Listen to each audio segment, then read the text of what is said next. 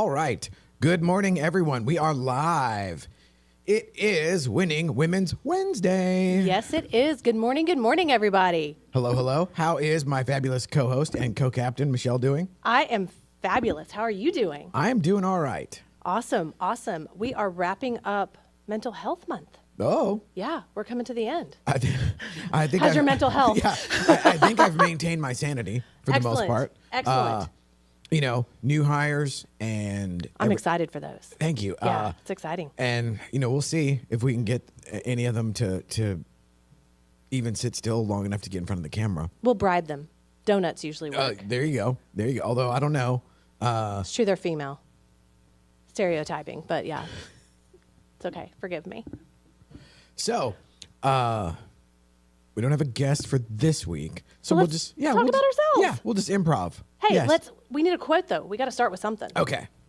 So We got to have a place to go. All right. So let's look at... Yeah, we've never had a great conversation about who we are and what we do. So this is a great time to do that. That's true. So then, boom. Right out of that, we got authenticity. Ooh. Be yourself. Everyone else is already taken. Okay. From Oscar Wilde. That's a little cliche, but it's such a good one. Such a good one. Well, and it's Oscar Wilde. So, when he originates something like that, yeah. Yeah. And it wasn't cliche for him. Yeah, certainly not for him. Love it. And so this is actually an exercise in authenticity. Yeah. It is coming on here. Yeah. So, having been the guy behind the camera and essentially directing traffic. Yeah. And trying to maintain...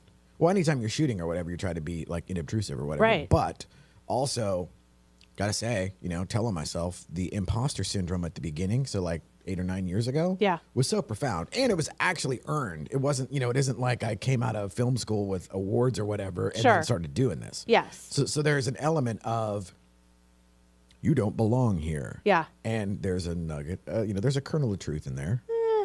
I still think that's imposter syndrome. Oh, yes, it absolutely is. Yeah. But, I play the balancing act of there is something to be said for having not ever done something. Yeah. And then going out on the limb and doing that. And then it becomes a matter of if you don't suck and you don't quit, you'll be fine. Absolutely. Oh, my goodness. Which is what I tell all my guys. And then it's like, okay, it's like our show.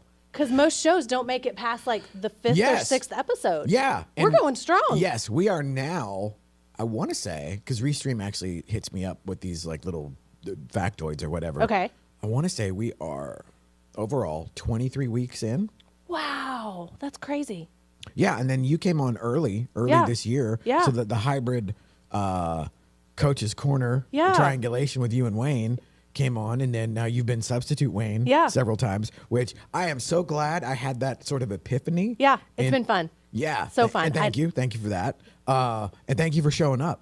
Never thought I would enjoy this as much as I do. It's one of my favorite days of the week. Same. And even when we did the road show at the MLS meeting. That was super fun. That was awesome. And that was cool because I had been so involved in that universe for a long time. Which I didn't know. So it was so cool to see you already know everybody and just step in. It was awesome. That was one of those things where it's like, wow, okay, I have not done this in this world for a long time, but it's like, wow, I missed that. And then when we shot the White Party, and again, more of same. Yeah.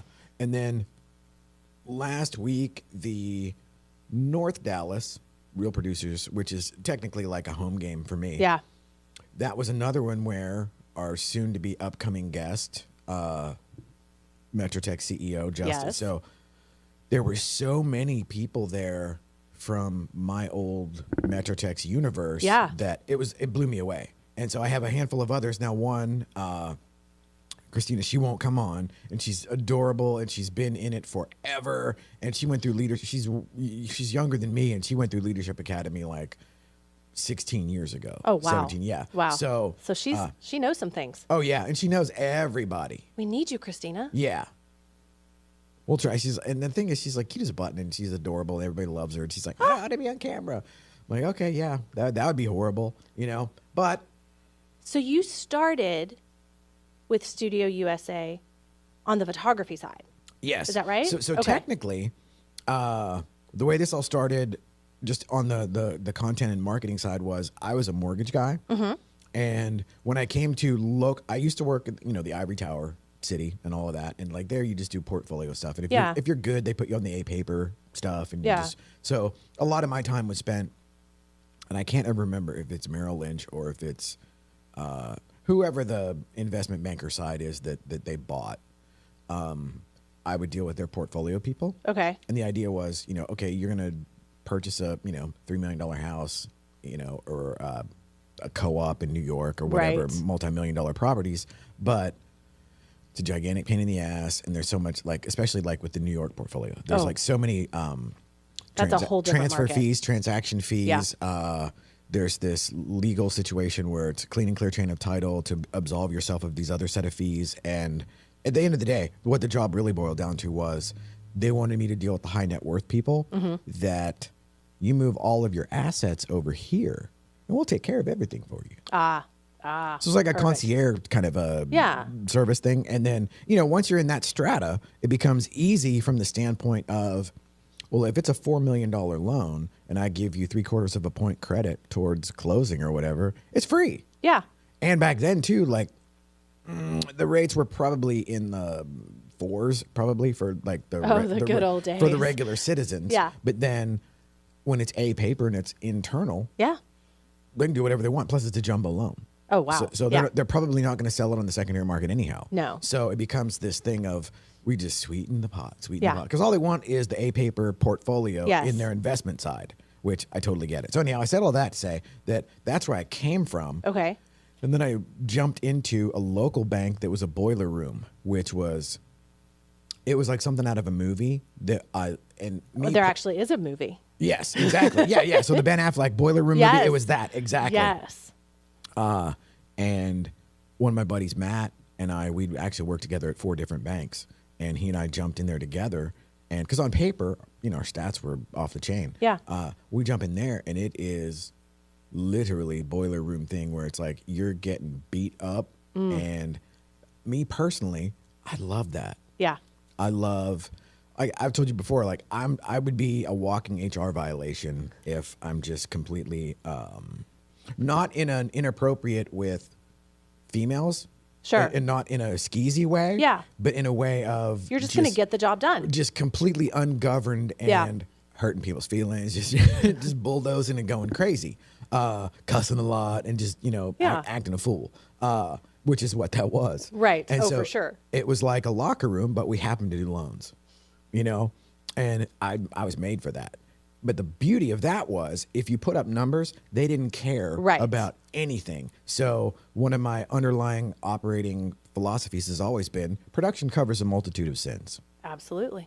And then the beauty of that was if you put up numbers, you didn't have to be in the office. Even better. So I put up numbers, and while I didn't mind being there, and there was a part of it where I kind of thrived, I also liked the idea of, I'm just going to go do this thing. So I say all that to say, I ended up at Metrotex. Okay. Me and another guy, Al Parati. Shout out to Al. We literally faxed our paper. Yes. There used to be this thing back in the olden times of a fax machine. So we faxed in our applications. His got there first, so he was the primary affiliate. Excellent, yes. Excellent. So I had to go like wherever he went. Yeah. But that's how we did it. And after being in 1,000,005 different realtor events, the Dog and Pony Show. Oh yeah. Where you sponsor stuff. Yes. Oh my gosh. Yeah. So that's what got me started on the talking head aspect of real estate. Okay. And out of that, I end up being pulled into, like you already have, now you're experiencing, you're the host of the Oaklawn MLS meeting. Yes, I am. And so it's been a lot of fun. Yes. Third Wednesday of every month, we have some great speakers and a really good breakfast.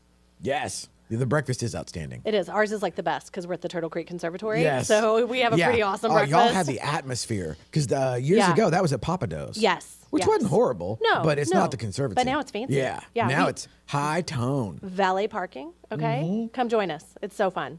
And next month, shout out, Wayne is our speaker. What? Yeah. Don't want to miss it. We might have to do, we'll have to. Another road show. Yeah. Another road show. Yes. I love it. Yes. And I'll just be there just to encroach. I love it. We'll save you a spot. But as a result, I ended up doing CE classes. I ended up teaching. So, because I had the background, I also did in Internet 1.0. I was at CompUSA corporate sales downtown off of Mockingbird. CompUSA. Yeah, corporate. So I only dealt with the corporate clients, which then dovetailed perfectly into the whole city, paper thing or whatever. Same exact demographic. Yeah. But as a result of having the tech nerd background, now you have hosted a bunch of MLS meetings, okay, projector's jacked or the Wi-Fi's not working or whatever. Well, you go to enough MLS deals and you fix that. Yeah. Okay, now you're the guy. Yeah, you're the tech support or the nerd. Yes. The nerd about town. So that's what I ended up, and then I ended up now. Roxy at Metrotex actually taught me how to write CE classes and submit them to Austin. Oh, cool. Yeah, and so that became a thing. Okay. And then out of that, I got drafted I was one of the first to do RPR instruction. Okay. And so out of that, I ended up being introduced to the Matterport camera in 2014, 2015. So I was the third person in North Texas to have a Matterport camera. Okay. And that's how all of this started. Okay. Yes. So we took the long way around a couple of barns. But that's how this started. And I went to the Art Institute 35 years ago. Okay. So it wasn't like a complete and total off the map situation. You always had it in you. Yeah. Okay. So I always had that particular thing. But it came full circle when I started doing the photos 2015. Okay. I'm just me. I'm actually there and I'm doing the photos for free because I'm learning how to do it while I'm doing the Matterport camera. Okay. Matterport takes forever. Yes. And back then they were awesome. The technology was kick-ass and it was so ahead of the curve that they have been lapped 3 or 4 times since then. So had it, lost it. Then it just starts growing organically from there. And my first company was Flux Media, which I partnered with Kristen Smith. And it was like just this another serendipitous thing where I'm posting the Matterport stuff. And that comes to, on Facebook. And I'm just doing stuff. So I literally learned my way into, we were talking earlier about the networking and the girls freaking out or whatever. I would go to the MLS meetings. And at the beginning, so say 2013-ish, 2012, 2013. I'm in the back and I'm searching on Facebook for who's in the room. Like whoever posted they were there. And I would friend them. Smart. And then the following meeting, I would tag them. Oh, that's brilliant. And so, I can relate to the gals, not like the other night or at the one deal for RP where they wanted to duck off into the side room and just catch their breath. So I would go and I would just force myself to hang out. To network and interact, Yeah. And shout out to Joe Mazza, the old godfather of the YPN program, because he saw me. I don't know if you'd ever gone to the old Park Cities MLS meeting. It was at Macaroni Grill. Oh, wow. Okay. Which is now a fire station at like Preston and Douglas, across from the Ebby Little White House. Yeah. So that one used to be every Tuesday. Oh, wow. Or it was either every Tuesday or every other Tuesday. It might have been every other Tuesday. But my joke was, it was like the first day of high school every other Tuesday. Absolutely. When you go in group, there, for sure. It was like, yeah, for sure. That's some pressure. Yes. And so Joe found me as the deer in the headlights, and he just brought me in, and then he was the marketing director for Metrotex, and then it all kind of came from that. So now you have Studio USA. Yes. What all do you do here?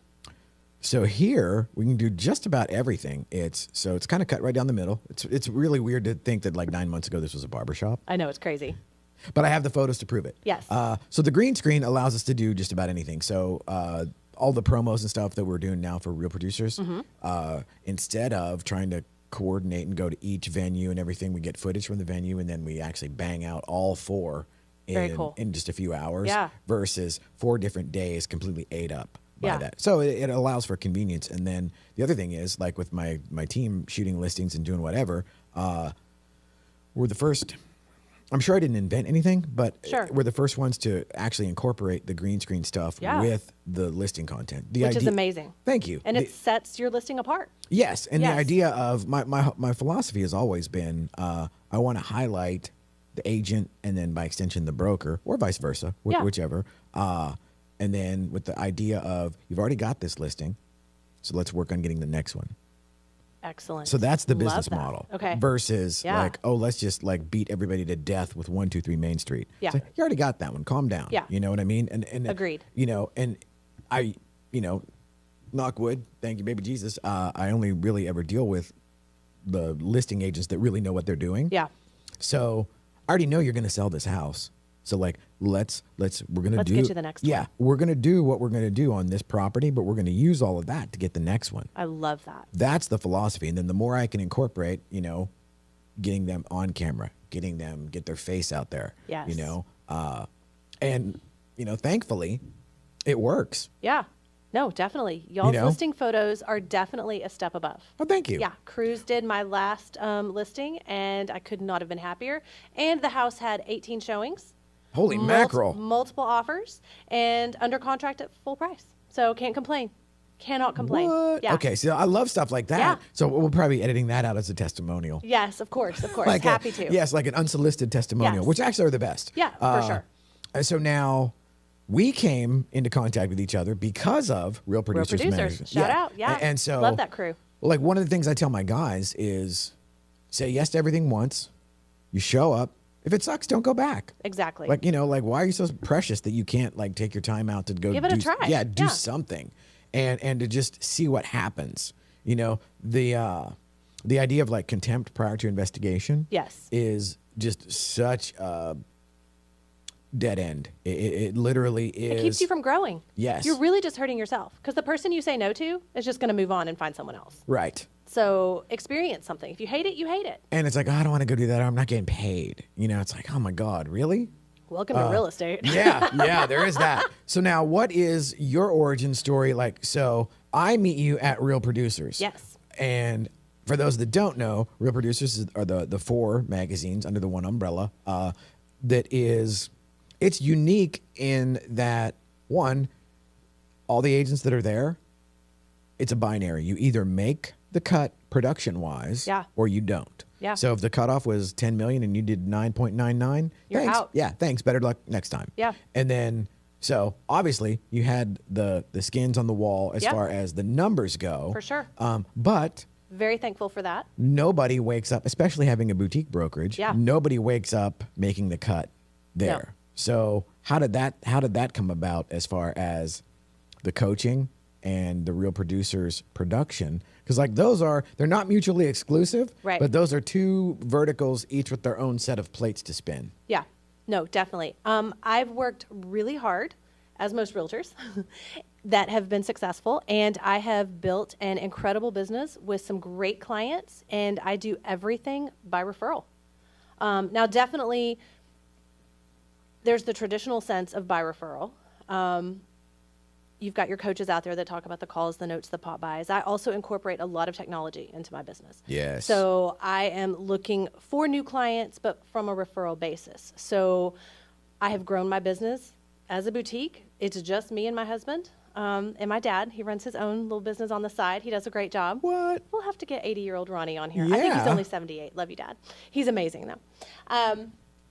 He runs his little business, and it's always by referral, and we love it. And it's built on service, and we're going to do such a good job for you that you're going to tell your friends. And I'm also I don't mince words. If you think your house is worth $750 and it's not, I'm going to tell you, and I'm not going to take the listing. I learned that in my very younger years. My very first listing, she was probably half my age. She lived in it was an adorable little first-time buyer's home. And I was doing all the things. I wanted the listing so bad. I did all the things, and I did a realtor luncheon at her house. And I broke as a joke, y'all, and did like this huge spread of food and all these things. She did not like how I cleaned her kitchen when I left, and she fired me.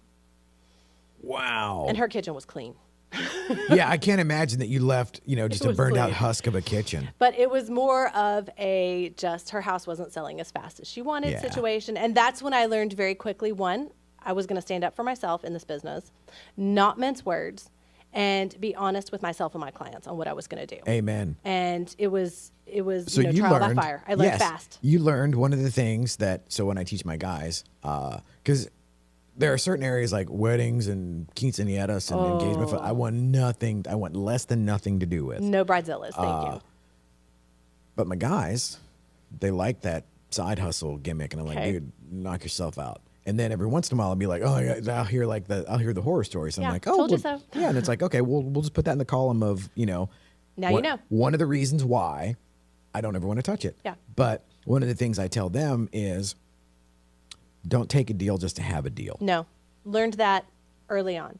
And that's what's allowed me to grow my business and be successful and still have the space to do the coaching. Yes. And as a female in real estate, even though it is primarily real estate, it was really hard to have a family and all the work-life balance and all the things you hear about. It was really stressful because I do love my job. Like, my career is a part of me, and I absolutely love it. But then there was the mom guilt that went along with it.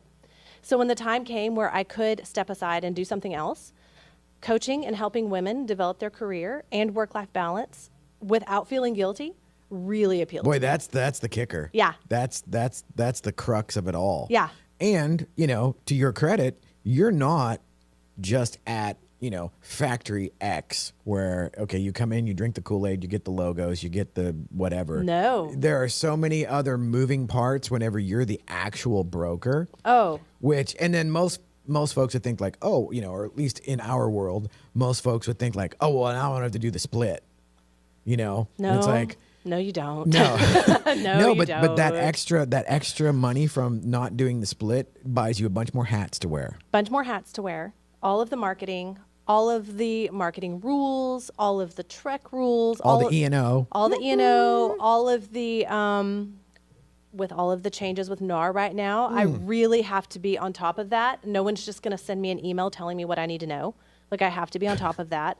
This is where actually, thank God for my dad, because he is very compliant and he always wants to know what the latest update is. And I'm like, I don't know. So I have to go find it. But it's good. That's been great and very, very helpful. So no, when you own a boutique business, as you know, with Studio USA, there's many hats. Yeah, and you eat what you kill. You eat what you kill, and you never take the hats off. Right. Yeah, they're always on. Oh man, I wake up to text messages and I'm like, who thought I was gonna at 11:41 p.m. You know what I mean? It's like, wow. But then I also wonder, and I have empathy for somebody that is texting me at 1 a.m. and knowing that, okay, you're a top producing agent or whatever. Like, dude, like, whoa, take a knee. You got to learn how to have some balance because the burnout will come.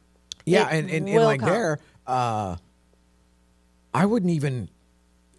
So, when I think of the term balance, I think, okay, that's impossible. That's a nice thing to. Like, I hate the word balance. Yeah, it's not real. To put on the horizon, like, okay, you're going to aim at that. But if you really are, like what we're talking about here, like if you are the chief cook and bottle washer, yeah, there really is no balance. No, there's seasons, and for me, I've done this long enough that for me personally, I can look at the year and I can say, okay, this time of year is when we can go on vacation and we can do these things and we can do these things. We're not going to be doing that in August. Right. Because we have other things that we're going to have to do. Right. And that's what I try to help my ladies with is, okay, let's look at the reality, not necessarily what you want. We can work towards what you want, but let's look at where we are now and what we can really do and make the best of all of that so that you're enjoying yourself. And there's a level of pragmatic awareness. Yes. Like, let's quit aiming for the moon whenever that's not really attainable. I had someone that wanted to coach with me, and we talked about doing one of my business development. It's a 6-month series, and she wanted to be a part of that. And she wanted to go she's been an agent for 2 years, has not sold anything. She's done a couple leases, and wants to make $150,000 this year.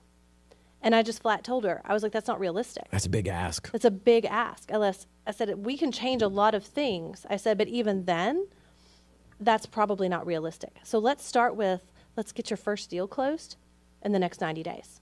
There you and go. We'll see what that looks like and what your pipeline looks like, and we can reevaluate. And that's the other thing that people don't realize is goals are subject to change. You can miss it. You can miss the target and still be proud of what you accomplished. So, yeah, it doesn't have to be. That's as we go into the second quarter. This is a great time to evaluate where you are, be honest with where you are, and look at what worked and what didn't work and make those changes. Don't be hard on yourself. Just make the changes. Don't wait till the end of the year and say, oh, well, it was a bad year. No. That's not good. I like that. Course correct. And it's so... Now, do you think they come in with unrealistic expectations? Or... Because, for example, what is the average realtor income is like, I don't know, 36 grand, 34 grand. It's under the poverty level. Something like that. Yeah, it's ridiculous. And so, and of course, you know, in all fairness, that takes in all the part-timers and all Sure, and the ones who just are holding their license. And all the stereotypical like trophy wives or whatever, that they only sell a house if somebody that they know. Yes. Yes. So, you know, I'm sure it's the 80-20 rule and then some. Like for sure. 20% of the agents do 80% of the business. Yeah. And it's probably even more pronounced than that. But I think the issue is people don't realize what we do. Well, yeah, and kind of go into like where you were saying the okay, want to make 150,000. Okay, well that's like 3x the average. Okay, so then that means you would have to do 3x the average input, like whatever that looks like for the individual. Yeah. And then it's okay. Are you being fully aware and cognizant of if I want a 1% result, then I need to do 1% behavior. Yeah. Which in today's world, and there's just so much fluff and you know, hyperbole and just bullshit. Yeah. That, and it's weird too, because people, a lot of the times I find, want to look like they do the thing without actually doing the thing. Without doing the work. Yeah. Yeah, for sure. But somehow that became more important than the actual thing. Yeah. Which, you know, we were talking before about like, thank God I aged out of, or I didn't get caught in some of the things that I absolutely would have just eaten with a spoon. Yeah. If I'd have been, you know, in my 20s right now. Right. I would sit every night and just do some sort of calculus in my mind of like, what I didn't do or where so-and-so, you know, and there would just be this nightmare cycle where the snake eating its tail. Oh, for sure. The imposter syndrome. Yes. And that whole thing of just feeling like a failure at 20, 25, because you don't 30. own a jet. Yeah, exactly. Yeah. And then realizing that the vast majority of all of that is fake anyhow. So fake, yeah. And then there is the part of me that is like the And is it even if it's real, is it bringing them happiness? Right. But there's also, again, kind of whatever I can't remember what we were talking, but it was like, you know, I probably would not have been the guy that stood up to Hitler or whatever. Right. I'd have just, right along with the other idiots or whatever. I have to admit, there's a greater than zero chance that if I was like 17 or 20 or whatever now, I would be one of the biggest internet fraud scamsters. It's so easy. Yes. And there's the imp of the perverse in me that loves that sort of thing. So it's like just to get away with it. Yeah. You know? Yeah. But like I said, thankfully, addiction and all of that just beat the living hell out of that part of me to where like, okay, now at 19 and you've learned your lesson. Yeah. And there is something to be said for winning fair and square. Yeah. And working hard. Yeah. Yeah. And the it's so cliche now, but falling in love with the process.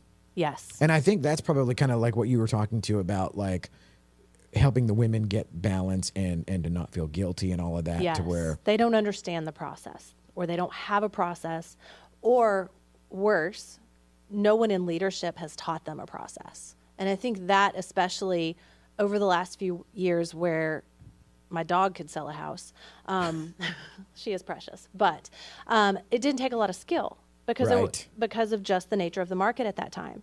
And we've done ourselves a disservice because we've taken in all of these new agents and we've not trained them. Yeah. And now they're flailing and they need help and there's no one to provide it. And that's not right. We need to step up in our industry and really help those agents that want to be helped. The ones that, you know, I would do the work if I knew what the work was. No one's told me. They just want to take my 20% or whatever it is and send me on my way. Well, for most people, that's not going to work. They've got to be taught. There's got to be some level of education. Yes. And I like the philosophical approach of, you know, did you think it was going to be easy? No. Okay. Well, this is what hard feels like. Yeah. And then the idea of, you know, embrace the suck or, you know, love the process and reprogram yourself to if at all possible, you know, you reprogram yourself to like, even now, I use the example. So last Friday I had to go and missed one shot at a house in Rockwall or whatever. And I text Cruz Sunday morning at 7:40 when I'm on my way out the door to go do this. I'm like, just so you know, this happens all the time, or not all the time, but this happens. Yeah. And now, okay, so 5 years ago, I would have just beaten my own ass the whole way there, the whole way back, everything. Now I know that, like, well, that's price of admission. Yes. You are in the game. You are on the field. Yes. And that it goes in the karma column. Yes. And the more that I can do that and not bitch about it and laugh about it, you know, and to realize, like, oh, there's never a time where you're going to avoid every situation like that. So when it does crop up, just lean into it, do it, and shut up. And be thankful that you had the opportunity to even make the mistake. Yeah, well, that's metatextual right there. So because you could have been sleeping late because you had no business. That's true. Yes. That's true. And yes, so that's the advanced level. Yes. So that's the grad school. I'm going to get you there. I'll get you there. Excellent. So, yeah. Well, this was awesome. It was so fun. Yes. So now, what do you got going this week? Anything fancy? Nothing fancy. Just working. Last week of school for the kids, or the kid. Super excited about that. I mean, she's as over it as I am. So I know. Shout out to the moms, the teachers, the kids. Woo. We're done. We're done. Amen. Yeah. So ready for summer. Ready to have some fun. Ready to sell some selling houses. Season. Yeah. Let's get selling season going. And ready for some strategy sessions for anyone who needs to get their strategy back on track. You can check it out at my website. Love it. Love it. How about you? What you got? Got one more country club to go hit. Nice. Yes. You are like country club king. Yeah, then I'm going to hibernate. Yes. Yeah. Then I'm going to hibernate. Nice. My introverted extrovert is taxed. I'm sure. But it is one of those things where there are a lot of things that I do where it's like, oh, this will be really good in the rearview mirror. For sure. Where I'm like, oh, this is going to wear me out. Yeah. But then when I'm done, I'm like, oh, I'm glad I did that. Yes. And speaking of, I'm glad we did this. Yes, it was so fun. And guest free. So it will happen. Yes. And we just pivot, and here we are. And so we'll have Peter take us out. Thanks, Peter. Thank you, sir. Woo. See y'all next time. Yes. There we go. And the beauty of it being recorded. Yay. So I have a question. If we can record, can we have people like could a person be here